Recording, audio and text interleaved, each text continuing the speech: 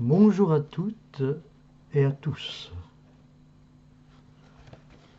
Plusieurs raisons de croire en Christ plutôt qu'en la religion. Christ est quelqu'un à connaître, à qui faire confiance, voyez-vous. Christ est plus qu'un système, une tradition, une croyance. C'est une personne qui connaît nos besoins, qui ressent nos souffrances et qui compatit à nos faiblesses. En échange contre notre confiance, il offre de nous pardonner nos péchés, d'intercéder en notre faveur et de nous conduire à son Père. Il a pleuré pour nous. Il est mort pour nous. Et il est ressuscité des morts pour nous montrer qu'il est tout ce qu'il a dit d'être. En vainquant la mort, il nous a montré qu'il était capable de nous sauver de nos péchés, de vivre sa vie en nous sur la terre. Jean 20, 24, 31. Je vais vous parler de la religion. La religion est quelque chose à croire ou à faire. La religion, c'est croire en Dieu, assister à des services religieux, apprendre le catéchisme, se faire baptiser et recevoir la communion. La religion, c'est observer des traditions, des rituels, des cérémonies, et apprendre à faire la différence entre le bien et le mal. La religion, c'est lire et mémoriser l'écriture, offrir des prières, donner aux pauvres et célébrer les jours saints au sens religieux. La religion, c'est chanter dans la chorale, venir en aide aux personnes et aux pauvres, et faire amende honorable pour de torts passés. La religion, c'est quelque chose que les pharisiens pratiquaient. Ces chefs spirituels, attachés aux Écritures, conservateurs et séparatistes qui ont haï le Christ. Au point de réclamer sa mort, voyez-vous. Ils l'ont haï non seulement parce qu'il enfreignait leur tradition, afin de venir en aide aux gens, dans Matthieu 15, 19. 15, 1, 9. Mais aussi parce qu'au-delà de leur religion, ils voyaient leur cœur. Jésus a comparé les pharisiens religieux à un groupe de plongeurs qui nettoyaient l'extérieur de la coupe, mais laissent l'intérieur sale. Il a dit en Christ plutôt qu'en la religion. Vous, pharisiens, vous nettoyez le dehors de la coupe et du plat. Et à l'intérieur, vous êtes plein de rapine et de méchanceté. Insensé. Celui qui a fait le dehors, n'a-t-il pas fait aussi le dedans? Luc 11, 39, 40. Jésus savait qu'il est possible à une personne de changer d'image sans changer de comportement. Matthieu 23, 1 et 3. Il savait que les références et les cérémonies religieuses ne peuvent transformer le cœur de personne. Il a d'ailleurs dit à l'un des hommes les plus religieux de son époque, à moins qu'une personne ne naisse de nouveau de l'esprit, elle ne pourra voir le royaume de Dieu. Jean 3, 3. Pourtant, depuis lors,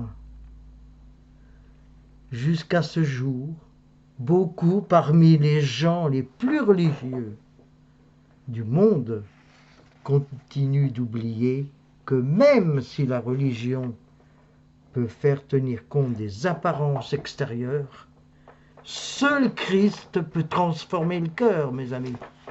Seul Christ.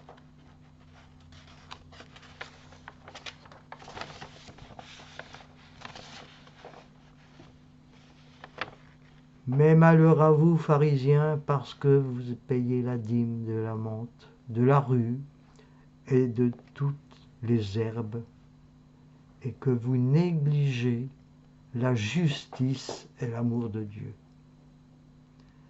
C'est là ce qu'il fallait pratiquer, sans omettre les autres choses. Luc 11, 12. Jésus voyait notre tendance à nous créer des règles et à nous concentrer sur un comportement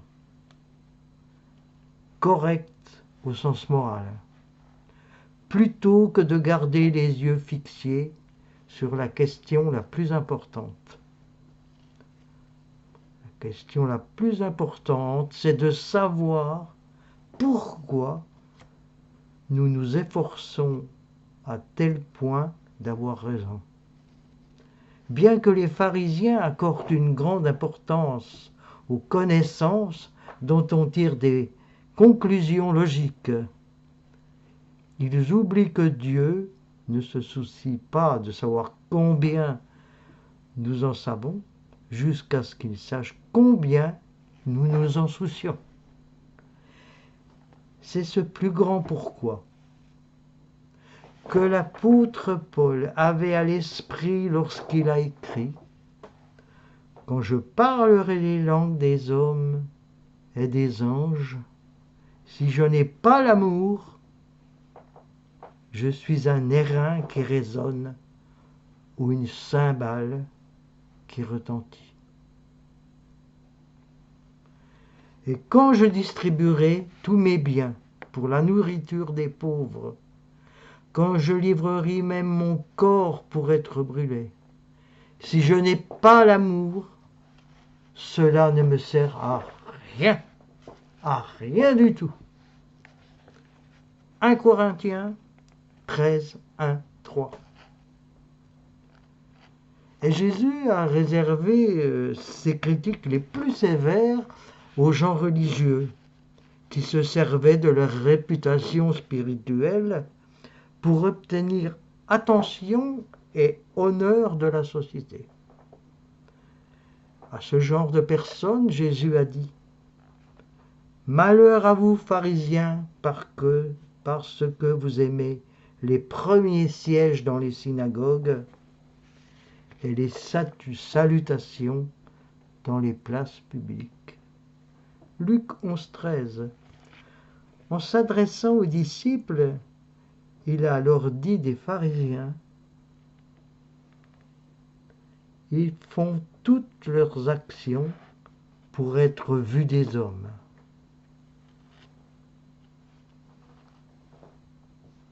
Matthieu 23, 5.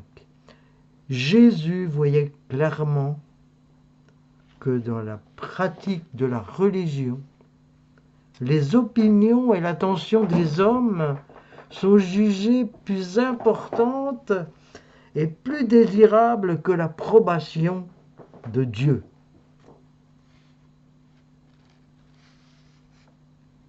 Ça fait réfléchir. Jésus a dit: malheur à vous, scribes et pharisiens, parce que vous êtes comme les sépulcres qui ne paraissent pas et sur lesquels on marche sans le savoir. Luc 11, 14. Qu'est-ce qui fait meilleure impression que de porter des vêtements jugés convenables, d'assister à des services religieux et de faire les choses qui nous valent le statut de gens décents, qui craignent Dieu? Pourtant, combien d'érudits religieux, voyez-vous, des pasteurs et de disciples fidèles privent leur épouse d'honneur et d'encouragement, leurs enfants d'attention de leurs vivants et leurs rivaux, doctrinaux d'amour. Jésus sait et savait ce que nous oublions souvent.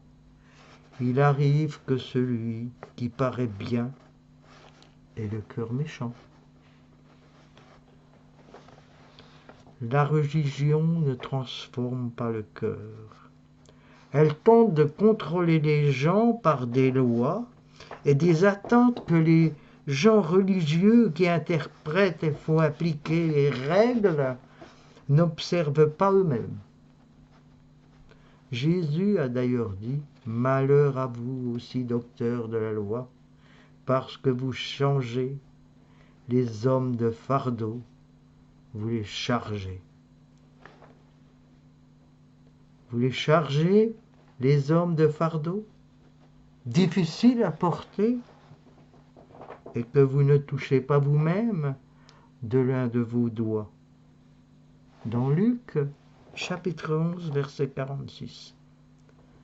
La religion réussit bien à décrire des normes élevées en matière de bon comportement et de bonnes relations, mais aussi mal apporter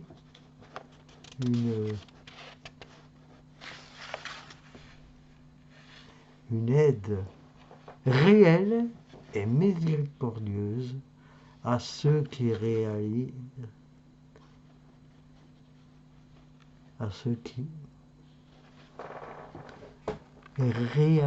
ne pas être montrés à la hauteur de ses attentes.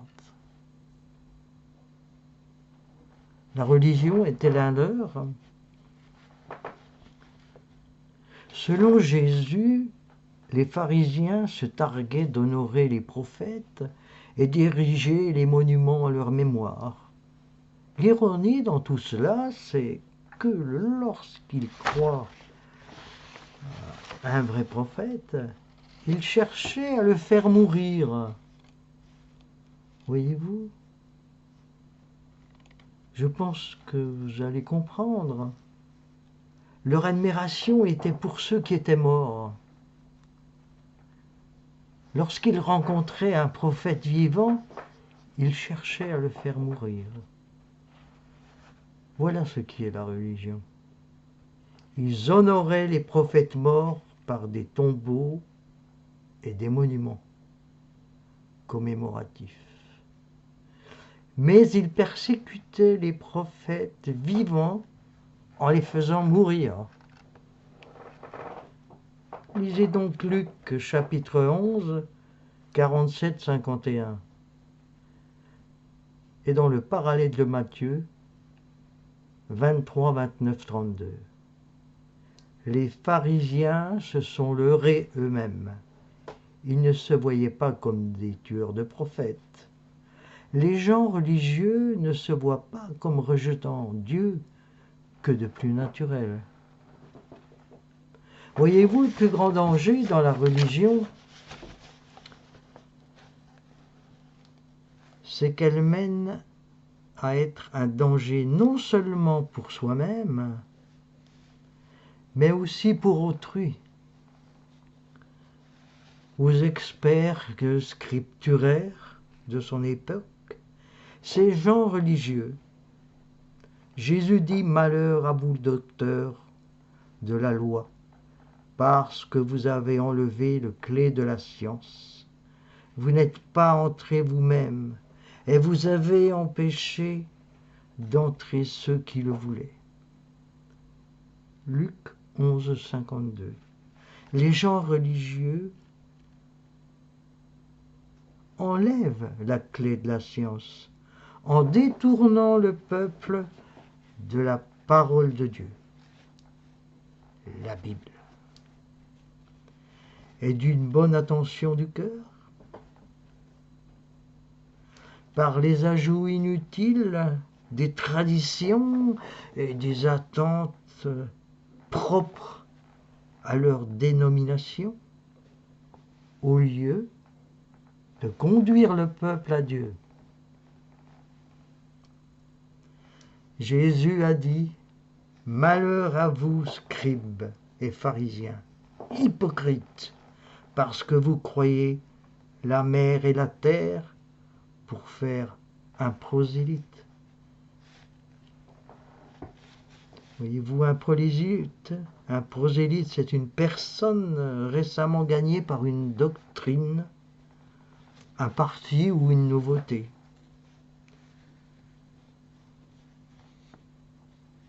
Un prosélyte, c'est quand il est devenu, vous en faites un fils de la géhenne.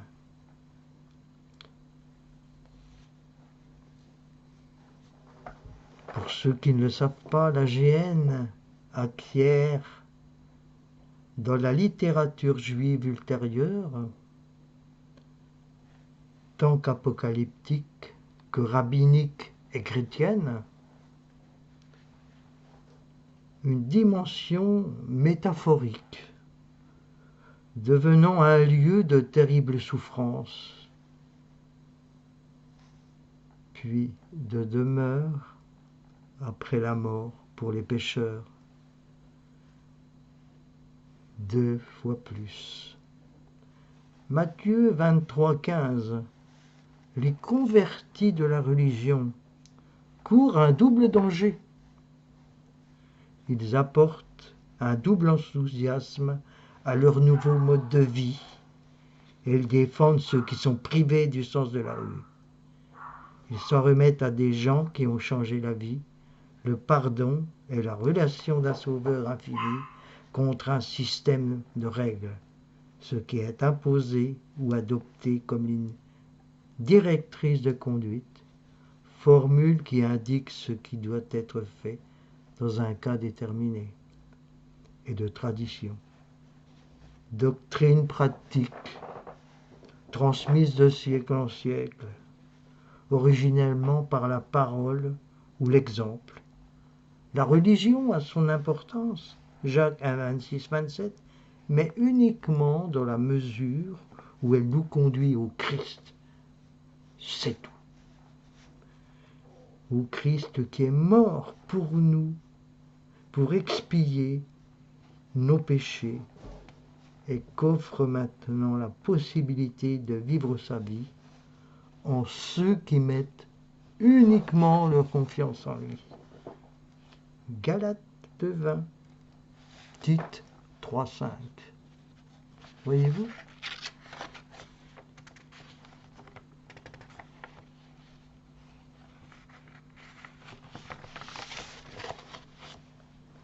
Oui. Oui, chers amis, chers frères et sœurs, vous qui croyez en Christ, si vous doutez que Christ, toutefois, rappelez-vous qu'il a promis d'accorder l'aide de Dieu à ceux dont les questions sont fondées.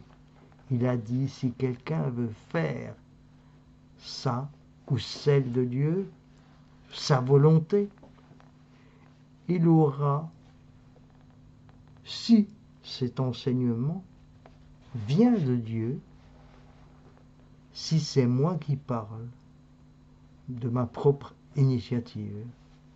Jean 7, 17. Je vais vous lire quelque chose de l'association de Jean Worldwide. Dieu le Père créateur est esprit. Du plus haut des cieux, il voit chacun de nous. Et il connaît chacun et chacune de nos situations. Sa main tendue est là pour nous accueillir, tous. Dieu nous accueille car il a enfanté au sein même de sa divinité le pardon de son Fils Jésus-Christ. Voyez-vous? Donc, Dieu lui-même. Jésus est le seul moyen agréé pour entrer en communication avec le Père Créateur. Son nom est extrêmement important car il est la signature qui atteste que vous avez et que vous savez qui est Dieu et que vous avez approuvé le chemin qu'il a choisi pour sauver l'humanité. Il est en quelque sorte la clé qui ouvre la porte des ténèbres, de nos ténèbres.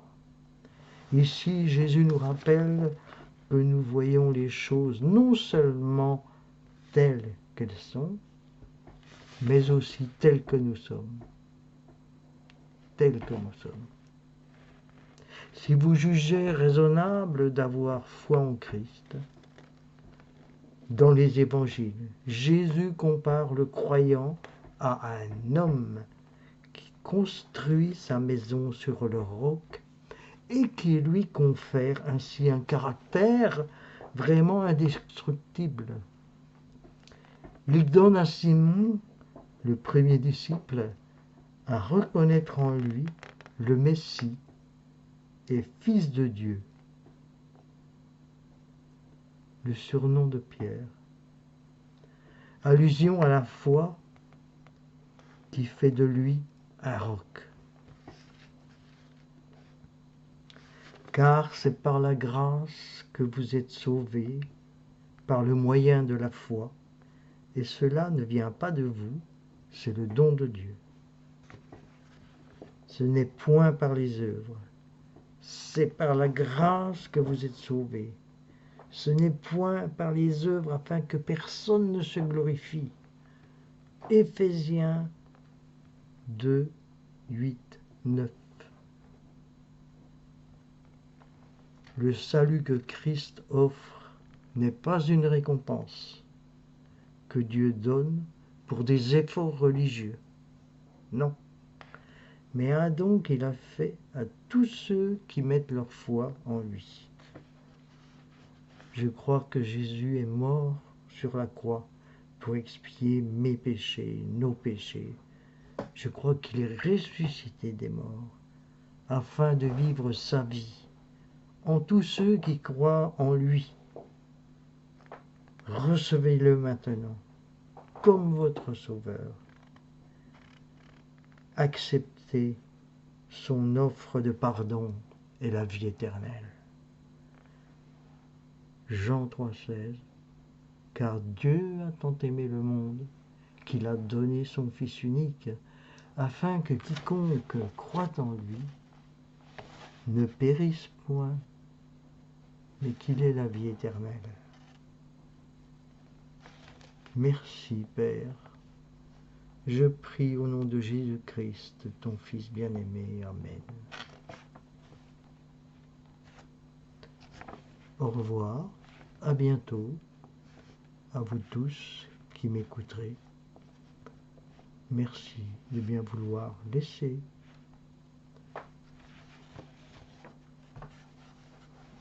et posez-vous donc les bonnes questions. Et si vous le voulez, vous pouvez me poser des questions. Je vous remercie.